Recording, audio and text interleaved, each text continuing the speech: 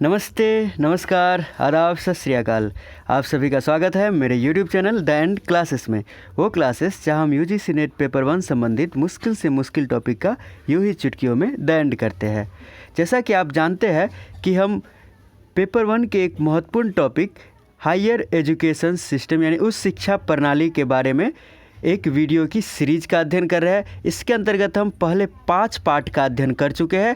आज 6ठा पार्ट है। इसके अंतर्गत आज हम 10 महत्वपूर्ण जो प्रश्न एग्जाम में आ सकते हैं उनका पोस्टमार्टम करेंगे। जो लोग चैनल पे पहली बार आए हैं वो लाल बटन दबाकर चैनल सब्सक्राइब करना बिल्कुल ना भूलें। साथ ही में बेल आइकन दबाएं ताकि आपको UGC नेट पेपर 1 से संबंधित वीडियो एकदम सरल से सरलतम भाषा में तुरंत मिल सके। चलिए समय न गवाते हुए हम सीधे आज के पहले प्रश्न की ओर आते हैं। बहुत ही महत्वपूर्ण प्रश्न है, वीडियो को अंत तक देखिएगा। देखिए, विभिन्न शिक्षा आयोग के गठन वर्ष से उनका सही मिलान करें। देखिए, ये जो भारत में जो शिक्षा का जो प्रचलन हुआ वो प्राचीन काल में अलग था, फिर उसके बाद फिर जो अगला काल आया मध्यकाल, उसके बाद फिर आधुनिक काल या ब्रिटिश काल, इस सब में जो है सो धीरे धीरे शिक्षा का विकास हुआ। प्राचीन भारत में वैदिक शिक्षा थी, फिर आगे जब मुग़लों का शासन आया तो उन्होंने थोड़ा अलग ढंग से शिक्षा का उर्दू जैसी भाषाओं का या फारसी सब का या ऐसे बहुत सारी भाषाओं का विकास हुआ। फिर आधुनिक भारत में अलग तरह से हुआ। तो यही विभिन्न शिक्षा आयोग जो आधुनिक भारत में ब्रिटिश शासन काल में गठित हुए, इनसे प्रश्न पूछे जाते हैं। तो ये आपका प्रश्न है कि विभिन्न शिक्षा आयोग को गठन वर्ष उनका सही मिलान करें। विश्वविद्यालय आयोग पहला विकल्प है।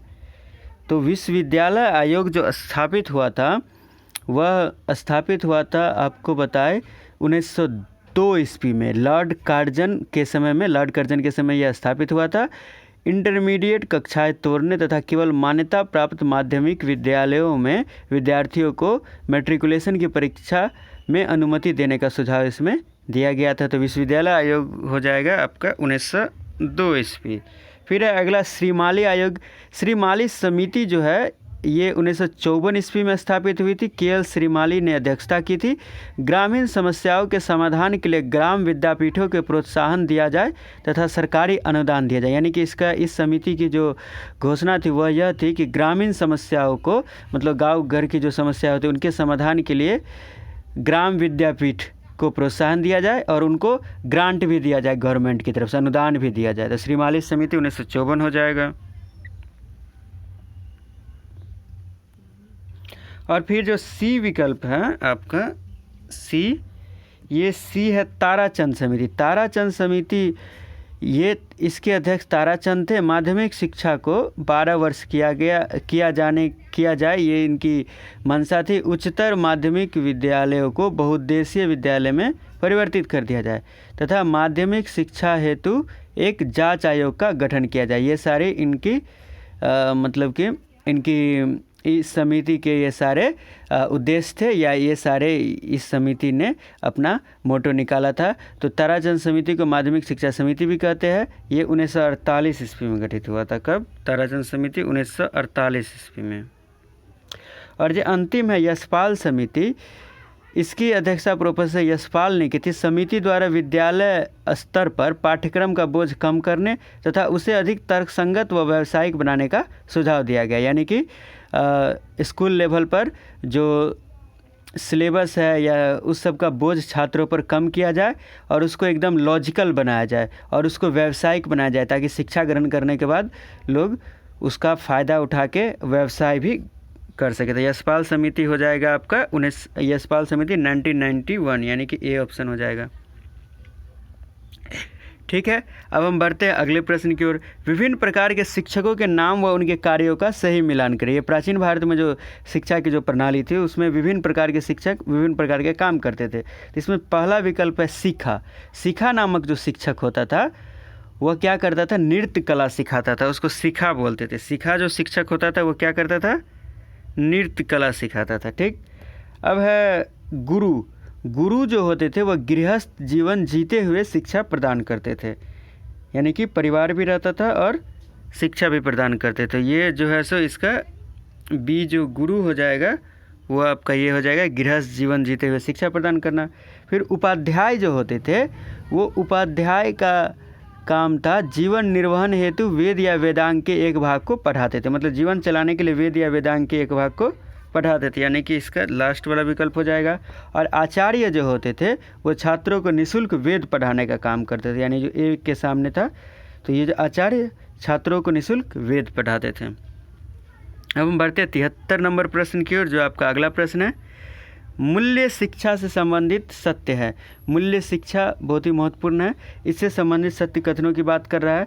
पहला विकल्प है मानवीय जीवन के मूल्य तथा सदाचारण विषयक शिक्षा को मूल्य शिक्षा कहते हैं। जी हाँ, बिल्कुल, कि ये जो मूल्य शिक्षा होती है इसी को हम नैतिक शिक्षा भी कहते हैं। प्रत्येक समाज व धर्म के कुछ स्थापित मूल्य होते हैं जिनके निर्वाह की अपेक्षा व्यक्ति से की जाती है, यानी कि माता पिता का सम्मान करना, गुरुओं का सम्मान करना, देश के प्रति प्रेम रखना, ये सब मूल्य शिक्षा के अंतर्गत आते हैं। तो ये विकल्प बिल्कुल सही है। और बी में मूल्य शिक्षा से अभिप्राय उस शिक्षा से जिसमें हमारे नैतिक, सामाजिक, सांस्कृतिक व आध्यात्मिक मूल्य समाहित हो। बिल्कुल, ये भी कथन बिल्कुल सही है। आपको बताओ कि मूल्य शिक्षा हेतु विभिन्न विषयों को मूल्य परक बनाकर छात्रों के व्यक्तित्व में सम्मिलित करने का प्रयास किया जाता है ताकि उनके व्यक्तित्व का चहुमुखी विकास हो सके। देख रहे हैं आजकल कितनी अंतर्राष्ट्रीय समस्याएं आ रही है, पर्यावरण संबंधी समस्या आ रहा है। लोग समझते नहीं कि पेड़ काट देते हैं या प्रदूषण फैला देते हैं। लोग आगे बढ़ना चाहते हैं पर दूसरे का पैर खींचकर। ये नहीं, मूल्य शिक्षा का मतलब हुआ नैतिक शिक्षा, मतलब मोरल एजुकेशन। इसका मतलब ये हो गया कि हम आगे बढ़े, अच्छी बात है, लेकिन दूसरे का पैर काट के नहीं, अपनी मेहनत से आगे बढ़े। जैसे कि सस्टेनेबल डेवलपमेंट, आपको मैंने पीपल डेवलपमेंट एंड एनवायरनमेंट वाले टॉपिक में पढ़ाया था। सस्टेनेबल डेवलपमेंट मतलब विकास करना है लेकिन दूसरे को नुकसान करके नहीं। तो ये हो जाती है मूल्य शिक्षा। तो यहाँ पे दोनों के दोनों विकल्प सही है, तो सी इसका सही जवाब हो जाएगा। अब हम बढ़ते हैं अगले प्रश्न की ओर। विश्वविद्यालय शिक्षा आयोग, देखिए एक शिक्षा आयोग से आपका प्रश्न पूछना निर्धारित है, चाहे विश्वविद्यालय शिक्षा आयोग से पूछे या किसी और से पूछे, तो ये एकदम निर्धारित प्रश्न है। तो इसलिए ये जो हम देखते हैं कि विश्वविद्यालय शिक्षा आयोग 1948 द्वारा निर्धारित उद्देश्यों में शामिल है। तो विकल्प एक कह रहा है दूरदर्शी, बुद्धिमान व साहसी नेताओं के निर्माण द्वारा समाज सुधार पर बल देना। जी हाँ, आपको लग रहा होगा कि शिक्षा आयोग में नेता वाली बात क्यों आ गई, नहीं, ये थी इसमें। और इसका उद्देश्य था कि दूरदर्शी यानी कि जो आगे तक देख सके, बुद्धिमान व साहसी नेताओं का निर्माण जब होगा तो उसे समाज सुधार पर बल मिलना ही है।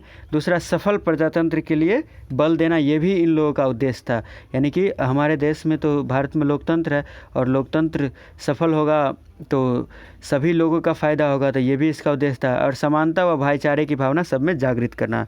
जानते हैं कि भारत में अनेकता में एकता है, विभिन्न धर्म, विभिन्न जाति और विभिन्न रंगों के लोग निवास करते हैं, हिंदू, मुस्लिम, सिख, ईसाई, तो सब मिलजुल कर रहेंगे तभी देश का कल्याण होगा। तो इस विश्वविद्यालय शिक्षा आयोग में समानता व भाईचारे की भावना जागृत करने की भी बात की गई थी।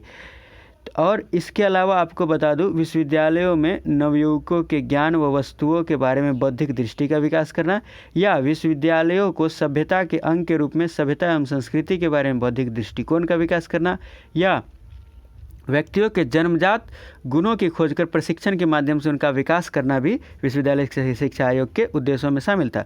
अब जन्मजात गुणों की खोज क्या मतलब, 3 इडियट फिल्म देखे सेम टू सेम, कि मतलब जिसको जो पसंद है, जिस किसी को फोटोग्राफी पसंद है उसको इंजीनियरिंग नहीं करनी है, जिसको जो पसंद है उसको वही काम करना है।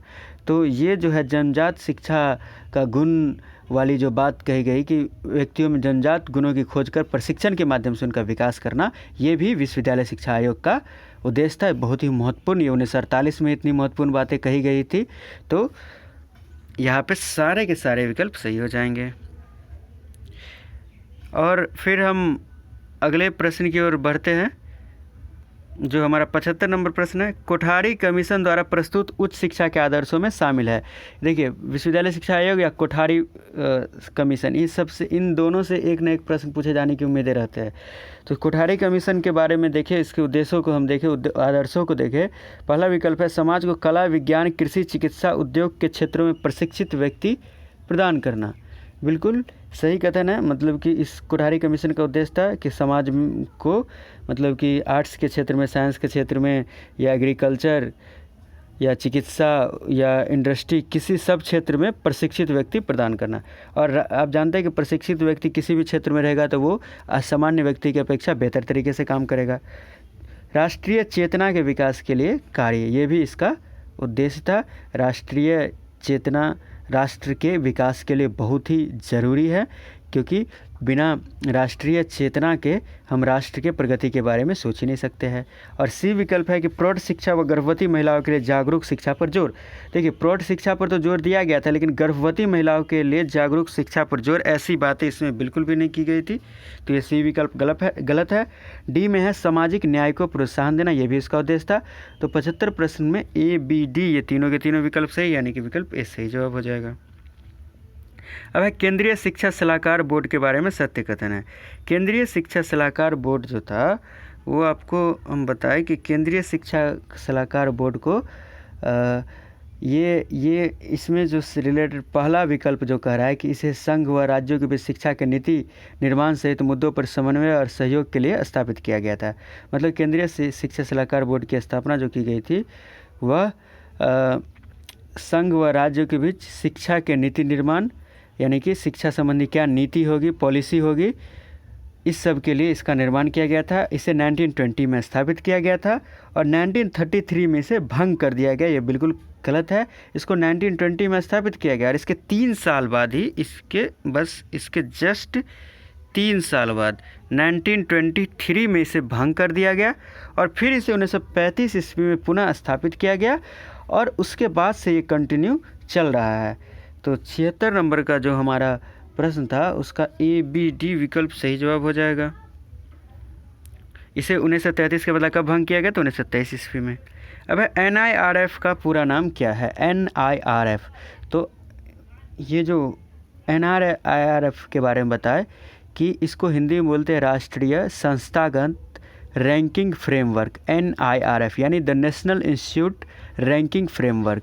इसे मानव संसाधन विकास मंत्रालय द्वारा अनुमोदित किया गया है तथा यह 29 सितंबर 2015 को मानव संसाधन MHRD मंत्री द्वारा स्टार्ट किया गया था।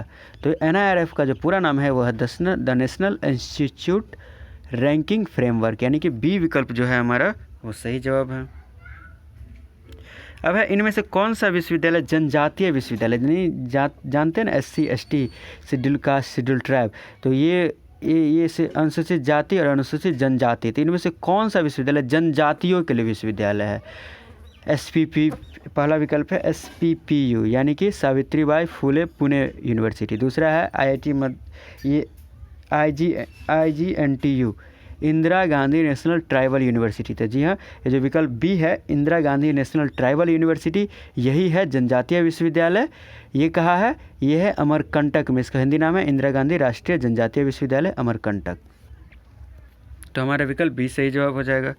अब है अगले प्रश्न केवल कि निम्नलिखित में से किन परिषद को वर्ष 2013 में विघटित कर दिया गया था? ये आपके होमवर्क के लिए प्रश्न था। तो इसका उत्तर हो जाएगा डिस्टेंस एजुकेशन काउंसिल। इस प्रश्न का हमने आपको बोला था कि कमेंट बॉक्स में उत्तर लिखे, बहुत सारे लोगों ने सही जवाब दिया था। तो आज इसका उत्तर तो ए हो जाएगा। और आज के लिए जो आपका प्रश्न है कि राष्ट्रीय प्रत्यायन बोर्ड यानी कि NBA की स्थापना 1994 ईस्वी में किसके द्वारा की गई थी?